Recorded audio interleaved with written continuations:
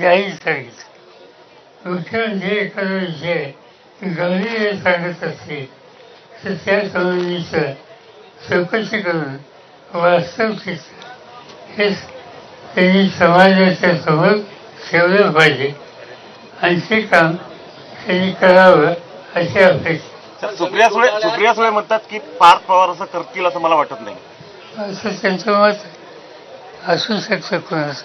Sir, जमीन घोटाळ्यात पवार कुटुंबातील सदस्यावर आरोप करण्यात येत आहे. कुटुंब प्रमुख म्हणून आपण कसं पाहताय? असं आहे, प्रशासन आणि राजकारण आणि कुटुंब याच्यात फरक. कुटुंब प्रमुख म्हणून जर म्हणलं तर कुटुंबामध्ये आम्ही एकमेकाच्या विरुद्ध निवडणुका लढलो. माझा एक नातू हा अजित पवारांच्या विरुद्ध होता. अजित पवारांच्या विरुद्ध माझ्या मुलीच्या विरुद्ध होतं. इथं आम्ही कुटुंबानेच नाही, आमची विचारधारा.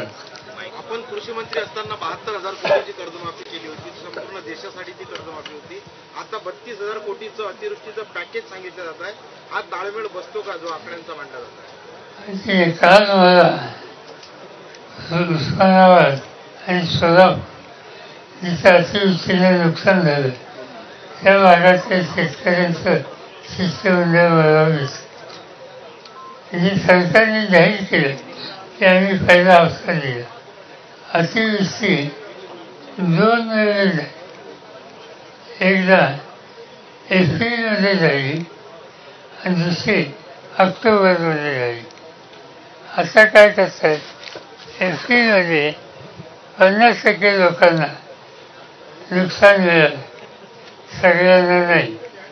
आणि आता ज्यांची झाली त्यांना देताना एप्रिलमध्ये जे मिळाले त्याची रक्कम मायनस करून ती त्या ठिकाणी देते. ही शेतकऱ्यांची शुद्ध फसवणूक आहे.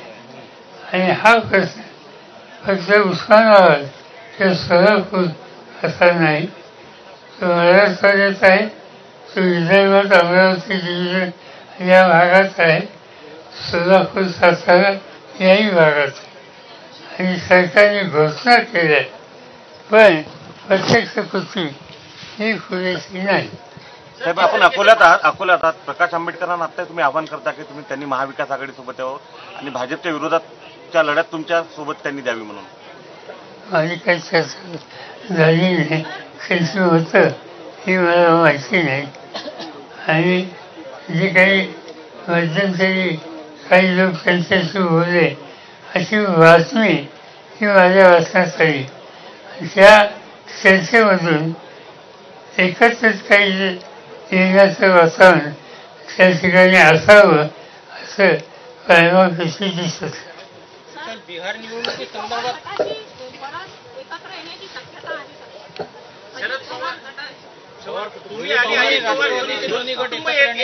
राजकीयदृष्ट्या सध्याचं सगळं वातावरण बघितल्यानंतर तुम्ही असे निकाल घेतले असं वाटतं. बिहार निवडणुकीच्या राजकारणासाठी काँग्रेसचा नकार जरी असला तरी आपली काय भूमिका?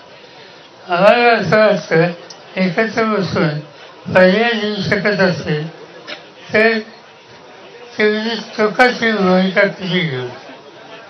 काँग्रेसने सुद्धा विचार करावा, पण हे आता सांगू शकत नाही. उद्या आमची बैठक आहे ना, उद्याच आमची बैठक. त्या बैठकीत साधारणतः सगळ्यांसोबत होऊन निर्णय होईल. महाविकास आघाडी तुमचा शब्द अंतिम असतो. तुम्ही कन्व्हिन्स कराल का राज ठाकरेसाठी काँग्रेसला? असं आहे की मी तुमचा आवाज आहे, तुम्ही मला महत्व दिले. असं आहे की आम्ही चर्चा करू. आमचे सगळे सहकारी त्यांची मतं घ्यायला असते. हे एकट्याच नाही, मी पक्षाचा अध्यक्ष आहे, त्यामुळे माझी नैतिक जबाबदारी इतरांच्या मताचा सन्मान करणं. त्यामुळे आम्ही पहिल्यांदा त्यांचं ऐकून घेऊ आणि सामूहिक निर्णय आम्ही घेऊ.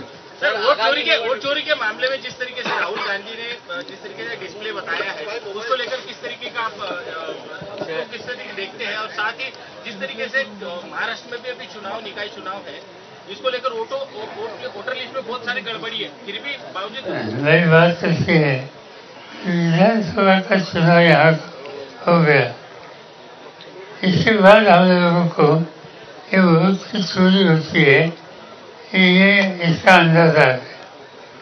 पूना डिस्ट्रिक्ट में वागुली नाम का गाँव है, उस गाँव में एक छोटी स्लम एरिया में एक महिला रहती, उसका मकान 10 बाय 10 का था और इस मकान में वो भूजी अकेली रहती।